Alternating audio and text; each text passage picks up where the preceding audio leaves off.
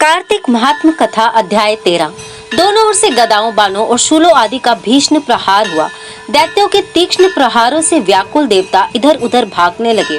तब देवताओं को इस प्रकार भयभीत होता देख गरुड़ पर चढ़े भगवान युद्ध में आगे बढ़े और उन्होंने अपना सारंग नामक धनुष उठाकर बड़े जोर का टंकार किया। त्रिलोकी शाब्दित हो गई। पल मात्र में भगवान ने हजारों दैत्यों के सिरों को काट गिराया। फिर तो विष्णु जी और जलंधर का महासंग्राम हुआ। बाणों से आकाश भर गया। लोग आश्चर्य करने लगे। भगवान विष्णु ने बाणों के वेग से उस दैत्य की ध्वजा, छत्र और धनुष बाण काट डाले। इससे व्यथित हो उसने अपनी गदा उठाकर गरुड़ के मस्तक पर दे मारी। साथ ही क्रोध से उस दैत्य ने विष्णु जी की छाती में भी एक तीक्ष्ण बाण मारा। उसके उत्तर में विष्णु जी ने उसकी गदा काट दी और अपने सारंग धनुष पर बाण चढ़ाकर उसको बींधना आरंभ किया। इस पर जलंधर इन पर अपने पैने बाण बरसाने लगा। उसने विष्णु जी को कई पैने बाण मारकर वैष्णव धनुष को काट दिया।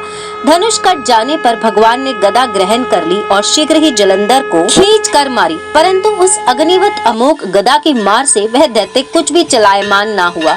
उसने एक अग्निमुख त्रिशूल उठाकर विष्णु जी पर छोड़ दिया। विष्णु जी ने शिव जी के चरणों का स्मरण कर नंदक नामक त्रिशूल से उसके त्रिशूल को छेद दिया। जलंधर ने झपटकर विष्णु जी की छाती पर एक जोर का मुष्टिका मारा।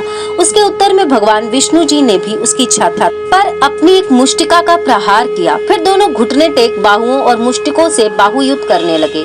कितनी ही देर तक भगवान उसके साथ युद्ध करते रहे। तब सर्वश्रेष्ठ मायावी भगवान उस दैत्य राज से मेघ वाणी में बोले, हे दुर्मुत दैत्य श्रेष्ठ, तू धन्य है जो इस महायुद्ध में इन बड़े बड़े आयुधों से भी भयभीत ना हुआ। मैं तेरे इस युद्ध से प्रसन्न हूँ। तू जो चाहे वर मांग।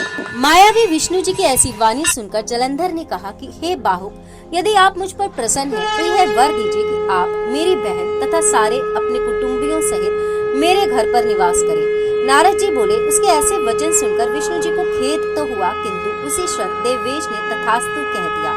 अब विष्णु जी सब देवताओं के साथ जलंधरपुर में जाकर निवास करने लगे। जलंधर अपनी बहन लक्ष्मी और देवताओं सहित विष्णु जी को वहां पाकर बड़ा प्रसन्न हुआ। फिर तो देवताओं के पास जो भी रत्न आदि थे सबको ले जलंधर पृथ्वी पर आया। निशुंभ को पाताल में स्थापित कर दिया और देव, दानव, यक्ष, गंधर्व, सिद्ध, सर्प, राक्षस, मनुष्य आदि सबको अपना वंशवर्ती बनाकर त्रिभुवन पर शासन करने लगा। उसने धर्म अनुसार सुपुत्रों के समान प्रजा का पालन किया। उसके धर्म राज्य में सभी सुखी थे।